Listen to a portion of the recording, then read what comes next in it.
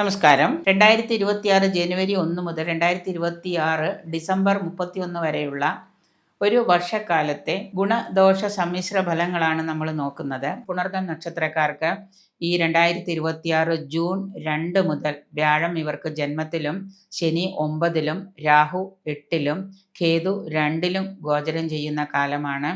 ആത്മീയത, സ്പിരിച്വാലിറ്റി ധാരാളമായിട്ട് വർദ്ധിക്കുന്ന ഒരു കാലമാണ് പുണർദം നക്ഷത്രക്കാർക്ക്. നേരത്തെ സ്പിരിച്വലായിട്ടുണ്ടായിരുന്നവർക്ക് കാര്യങ്ങളൊന്നും നടക്കാതെ വരുമ്പോൾ ദൈവത്തിനോട് പോലും പരിഭവം ഒക്കെ ആയിട്ട് നിങ്ങൾ പ്രാർത്ഥനകളും വഴിപാടുകളൊക്കെ നിർത്തിവെച്ചിട്ടുണ്ടാകാം. എങ്കിലും നിങ്ങൾക്ക് ഈ വർഷം പൊതുവിൽ ഒരു സ്പിരിച്വാലിറ്റി കൂടുകയും ആ സ്പിരിച്വൽ ചിന്തകൾ നിങ്ങളൊരു പോസിറ്റീവ് എനർജിയിലേക്ക് യൂണിവേഴ്സിൽ കൊണ്ടുപോകുന്നതാണ്.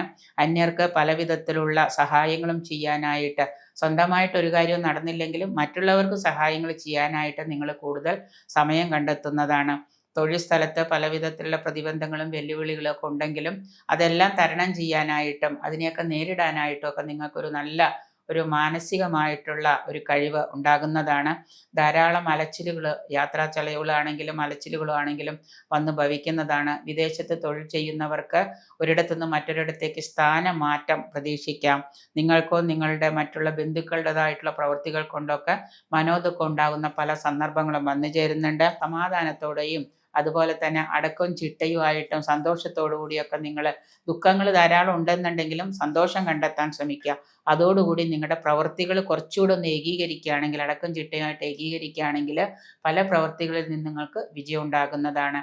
മധ്യപ്രായം കഴിഞ്ഞവർ, 40 വയസ്സ് 45 വയസ്സൊക്കെ ആയിട്ടുള്ളവർക്ക് വിദഗ്ധ ചികിത്സ തേടുന്നത് നന്നായിരിക്കും. കാരണം ഷുഗർ പോലെയുള്ള അസുഖങ്ങളുള്ളവരും ജീവിതശൈലി രോഗങ്ങൾ വരാതിരിക്കാനായിട്ട് വിദഗ്ധ ചികിത്സ തേടുന്നതും അതുപോലെ തന്നെ പ്രാർത്ഥനകളൊക്കെ ഒന്ന് ഏകീകരിക്കുന്നത് നന്നായിരിക്കും.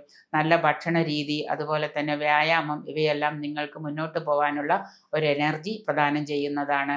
യഥാസമയം ചെറിയ രോഗങ്ങൾക്ക് പോലും ചികിത്സ തേടുന്നതും അത് വലുതായിട്ട് വരാതിരിക്കാനൊക്കെ ആയിട്ട് ശ്രദ്ധിക്കാം. തീരുമാനങ്ങളൊക്കെ വളരെ ശ്രദ്ധയോടെ എടുക്കുന്നതും സാമ്പത്തിക കാര്യങ്ങളൊക്കെ കൈകാര്യം ചെയ്യുമ്പോൾ കടം കൊടുക്കലും വാങ്ങലും ഒക്കെ ശ്രദ്ധയോടുകൂടി കൈകാര്യം ചെയ്യുന്നത് നന്നായിരിക്കും.